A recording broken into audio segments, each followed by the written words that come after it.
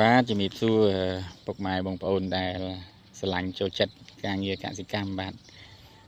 ថ្ងៃនេះខ្ញុំសូមជូនវីដេអូមួយពាក់ព័ន្ធជាមួយនឹងវិធីសាស្ត្រនៃការដុត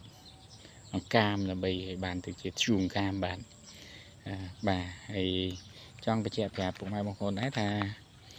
ធ្យូងកាមនេះគឺមានសារៈសំខាន់នៅក្នុងវិស័យដាំដុះជាពិសេសក្នុងការដាំដុះបន្លែបង្ការផ្សេង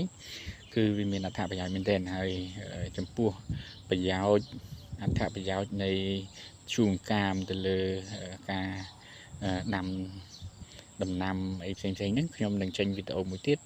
ដែលនិយាយអំពីតែអត្ថប្រយោជន៍នៃធ្យូងកាមបាទអញ្ចឹងសម្រាប់វីដេអូនេះគឺនាំអារម្មណ៍ពុកម៉ែបងប្អូនឲ្យមកមើលអំពីរបៀបនៃការដុតធ្យូងកាមហើយខ្ញុំគិតថាធ្យូងកាមនេះវិធីសាស្ត្រនៃការដុតនេះគឺវាងាយ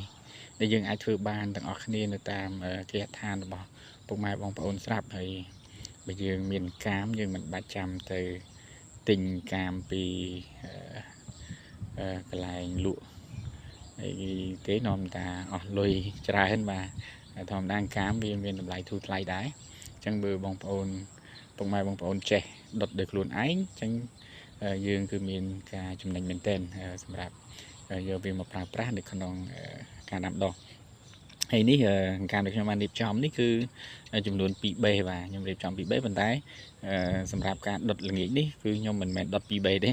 គឺខ្ញុំដុតគ្រោងដុត8ទៅ10បេអញ្ចឹងវិធីងាយយើងមិនបាច់ប្រើប្រាស់ឧបករណ៍អីញ៉ៃច្រើនចំណាយលុយកាក់ច្រើនទេបាទ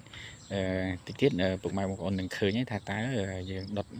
ដោយរបៀបណាហើយនេះគឺខ្ញុំត្រៀមនឹងដុតហើយនេះចង់បង្ហាញដែរថាធ្យូងកាមដែលខ្ញុំបានដុតពីល្ងាចមិញបាទអញ្ចឹងនេះខ្ញុំដុតចំនួន8បេហើយចាំមើលមិនដឹងថា8បេហ្នឹងយើងប្រមូលផលជាធ្យូងហ្នឹងបានប្រមាណបេមកវិញទេចាំមើលកើបទុកដាក់រួចនឹងបង្ហាញពុកម៉ែបងប្អូនបាទអញ្ចឹងសម្រាប់វិធីសាស្ត្រនៅក្នុងការដុតនេះតិចទៀតយើងនឹងឃើញទាំងអស់គ្នាហើយចង់បញ្ជាក់ប្រាប់ពុកម៉ែបងប្អូនដែរថាការដែលយើងដុតឃើញមានការណែនាំមួយចំនួនអ្នកខ្លះគេប្រើជាធ្វើជាឡសម្រាប់ដុតអ្នកខ្លះគេធ្វើឧបករណ៍អីផ្សេងច្រើនអញ្ចឹងខ្ញុំគិតថាពុកម៉ែបងប្អូនមើលទៅលើការណែនាំទាំងអស់ហ្នឹងពេលខ្លះវាមានលក្ខណៈស្មុគស្មាញដែរយើងត្រូវការរកឧបករណ៍រកអីមកញ៉ៃច្រើនហើយវិធីងាយដែលខ្ញុំធ្វើនេះគឺងាយមែនតើហើយពុកម៉ែបងប្អូនអាចយកទៅអនុវត្តតាមនៅតាមគេហដ្ឋានឬក៏នៅតាមទីតាំងកសិដ្ឋានរបស់ពុកម៉ែបងប្អូនបានប៉ុន្តែចង់បញ្ជាក់ប្រាប់ពុកម៉ែបងប្អូនតិចថាការដែលយើងដុតអង្កាមនេះទាមទារយើងយកចិត្តទុកដាក់ដែរពីព្រោះបើយើងដុតវាចោលហើយពេលខ្លះវាអាចឆេះអស់ទៅវាទៅជាផេះអញ្ចឹងធ្យូងអង្កាមហើយនឹងផេះគឺខុសគ្នាណាពុកម៉ែបងប្អូនវាអត់ដូចគ្នាទេកាលណាទៅជាផេះវាម៉ត់ឆេះសពអស់ទៅវាទៅជាម៉ត់ទៅអានឹងលែងជាធ្យូងអង្កាមវាទៅជាផេះអង្កាមវិញហើយផេះអង្កាមគឺវាអត់មានសារៈប្រយោជន៍អីច្រើនទៅដល់ការដាំដុះទេដោយឡែកធ្យូងអង្កាមគឺវានេះចង់បញ្ជាក់ពុកម៉ែបងប្អូនដែរនេះរបៀបនេះបាទនៅទីនេះគឺជាគេហៅថាធ្យូងអង្កាមហើយអានេះល្អមែនទែនកម្រិត70ទៅ75%មានន័យថាមានទៅជាធ្យូងខ្លះនៅសល់អង្កាមខ្លះដែលវាទៅជាក្រហមអីហ្នឹងឯងអាហ្នឹងគឺល្អមែនទែន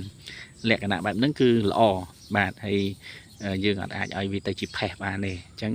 ការដែលយើងយកធ្យូងអង្កាមទៅប្រើប្រាស់ក្នុងការលាយដីលាយទៅជាជីកំប៉ុស្តឬក៏ជីសម្រាប់ដាក់ដាំដំណាំដាំដុះគឺយើងយកធ្យូងអង្កាមរបៀបហ្នឹងបាទរបៀបហ្នឹងចឹងទេសូមពុកម៉ែបងប្អូនយើងមកមើលវិធីសាស្ត្រនៅក្នុងការ